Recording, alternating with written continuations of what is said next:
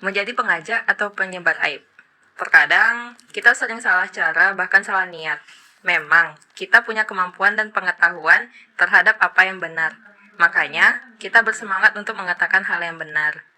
Namun, yang menjadi pertanyaannya, apa niat kita di balik keinginan tersebut? Apakah keinginan tersebut dilandaskan dengan kepedulian kita kepada teman, atau hanya sekedar hawa nafsu merendahkan yang mengarahkan kita kepada keburukan, yang bahkan menjauhkan teman kita dari kebenaran?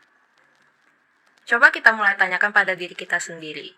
Apakah segala yang kita usahakan hari ini, segala yang ingin kita sampaikan detik ini, bermuara pada perasaan tulus ingin menunjukkan teman kita pada yang Allah ridhoi?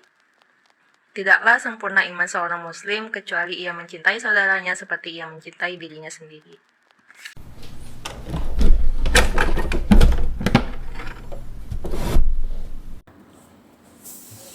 Assalamualaikum Nat. Waalaikumsalam, Fat. Gimana ujiannya tadi? Udah selesai? Alhamdulillah. Alhamdulillah. Kok murung gitu sih Nat? Susah ujiannya. Gak selesai ngerjain soalnya. Kenapa tuh?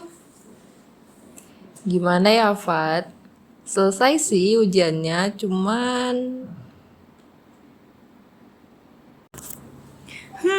Kalau ujian rasanya gak segitunya deh.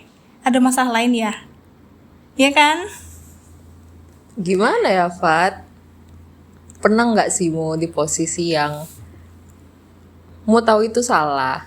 Kamu tahu kamu salah, cuman dia tuh ngingetin kamu di depan banyak orang.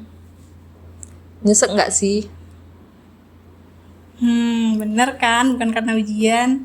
Oh, jadi gara-gara itu. Kalau Fatimah sih, kayaknya juga bakal nyesek deh. Karena kan secara di depan umum ya. Jadi kayak nampak gitu lah aib kita ke orang lain. Jadi, iya sih, masih bakal nyesek gitu. Terus, sekarang masih nyesek juga nih. Kan kayaknya, tapi ya Nat, kayaknya sebenarnya kalau kita mau mikir, kayaknya niat dia itu kan buat ngingetin kita nih. Mungkin tujuannya baik kok. Iya sih, kalau mau pikir positif thinkingnya gitu. Cuman aku masih kesel, Fat. Iya, tapi kan rasa kesal itu di dalam dada kita kan. Oh, mungkin gini. Mungkin kalau misalnya cara orang itu berarti kan yang salah ngingetin ke kita. Seharusnya dia mungkin tujuan dia baik karena mau ngingetin kita. Tapi cara dia salah karena dia nunjukin secara nggak langsung nunjukin aib kita di depan orang lain. Nah, karena kita nggak selalu bisa ngubah orang lain, Nat. Mungkin kalau menurut Fatimah, kita harus ngirain dulu rasa kesal di diri kita itu. Karena cuma itu kan yang pasti yang bisa kita ubah. Jadi, sebaiknya kita berlapang dada gitu. Kita coba ubah mindset kita. Mungkin emang dia tuh tujuannya baik buat kita. Anggap aja itu tujuan dia baik, tapi cara dia salah. Atau kalau misalnya Najwa berani buat nyampein, bilang aja ke kakak tuh atau ke orang yang ngingetin ke Najwa, makasih banyak udah ngingetin aku, tapi kalau bisa besok lebih ke pribadi aja ya, nggak usah di depan umum. Misalnya aku kurang nyaman kayak gitu. Jadi sampai juga feedbacknya ke dia kayak gitu, dan kita pun gak ngerasa kesal lagi kan. Iya juga ya, Fat. Entahlah, mungkin aku belum cukup berani untuk mengatakan itu. Tapi aku setuju denganmu ketika aku harus berlapang dada. Iya sih, yang bisa aku kontrol cuma rasa kesalku. Alhamdulillah kalau misalnya Najwa juga berlapang dada.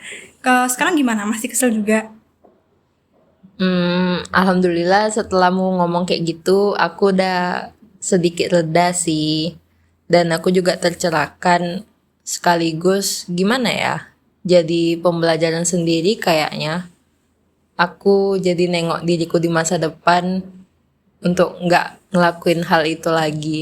Dan nggak ngelakuin hal yang kayak dia lakukan.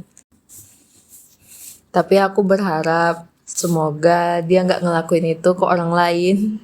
Karena itu sakit, Fat, ya kan? Aku berharap juga untuk diriku sendiri. Supaya bisa tahu tempat dan juga tahu adabnya dalam menasehati orang lain. Gitu dong. Bagus. Jadi pelajaran buat kita kan. Berarti kalau misalnya kita di masa depan, mungkin dari Fatihah pribadi atau dari Najla hadepin pada case yang sama, misalnya nemu orang yang perlu kita ingetin, sehingga kita tahu kalau misalnya kita sampaikan di depan orang, depan umum, pasti ntar dia ngerasa kurang nyaman. Jadi buat pelajaran kita ke depannya kan. Karena kayak kayak dalam hadis Nabi kan Rasulullah bersabda, tidaklah seseorang menutup aib orang lain di dunia, melainkan Allah akan menutup aibnya di akhirat kiamat kelak, di hari kiamat kelak. Jadi itu salah satu bentuk kita untuk menutupi aib orang lain walaupun kita mengetahuinya, ya kan? Jadi buat pelajaran kita bersama aja ya, Nat. Oke deh, Fat. Jangan lupa maafin dia ya, Nat. Sip, perlahan insya Allah. Insya Allah. Halo teman-teman, gimana nih tanggapannya setelah mendengarkan cerita dari teman kita tadi? Jadi benar ya teman-teman, bahwa sebaik-baik nasihat itu dilakukan secara empat mata, tanpa harus diketahui oleh siapapun. Hendaknya ketika kita memberikan nasihat kepada orang lain, tidak dihadapkan pada orang banyak, sehingga tujuan dari nasihat kita akan tercapai.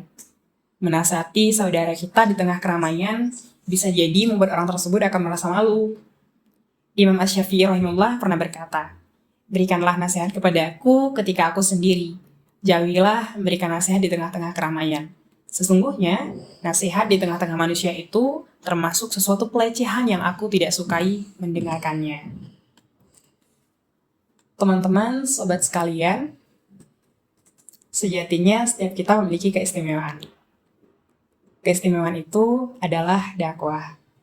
Loh, kok dakwah? Karena cara terbaik untuk menyelamatkan manusia dari kesengsaraan dunia dan akhirat adalah dengan dakwah. Karena dengan dakwah, manusia tahu siapa yang menciptakannya.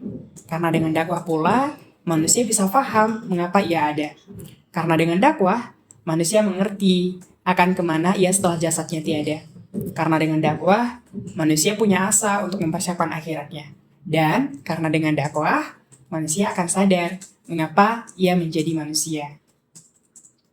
Dakwah adalah aktivitas yang sangat mulia. Bahkan, para nabi dan rasul juga melakukannya. Namun, satu tanda tanya besar, sudahkah kita merasakan cinta saat melakukan dakwah? Sudahkah kita merasa bahagia saat melakukannya? Jika sudah, pasti kita akan melaksanakannya dengan cara terbaik serta bersungguh-sungguh. Di mana dakwah adalah salah satu cara untuk kita mentransfer rasa bahagia yang kita miliki. Ibaratnya nih, teman-teman lagi makan nasi padang yang enak. Pasti teman-teman akan memberitahukan kepada orang lain tentang apa yang dirasakan saat makan nasi padang tersebut. Hal ini juga akan terjadi ketika kita merasakan kenikmatan dalam berdakwah. Tapi yang menjadi case adalah bagaimana jika kita belum merasakan nikmat itu? Atau kita justru malah merasakan luka saat kita melakukannya. Sehingga kita sering mengeluh dan bisa jadi baper saat kita melakukan dakwah tersebut. Padahal, dakwah merupakan nikmat yang tidak semua orang dapat melakukannya. Hanya orang-orang yang terpilih yang mampu untuk melakukannya. Begitu, berbahagialah kalian, wahai pengemban dakwah. Jadi teman-teman, berdasarkan cerita dari saudari kita Fatimah dan Najla tadi, ada beberapa poin yang bisa kita ambil ketika kita ingin menasihati saudara atau saudari kita. Yang pertama, ikhlaskan untuk menasihati itu karena Allah Subhanahu wa Ta'ala. Yang kedua, menasihati dengan lemah lembut. Yang ketiga, menasihati secara rahasia. Jangan di depan keramaian ya, karena tidak semua orang menyukai itu. Yang kemudian, jangan maksa agar nasihat kita diterima. Tapi setidaknya kita sudah berusaha. Kemudian yang terakhir, cari waktu yang tepat untuk menyampaikannya. Assalamualaikum warahmatullahi wabarakatuh.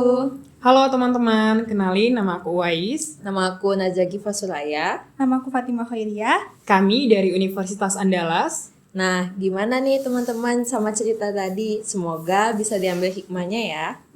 Jangan lupa dukung kami dengan like dan share ya. Dadah, sampai jumpa. Assalamualaikum.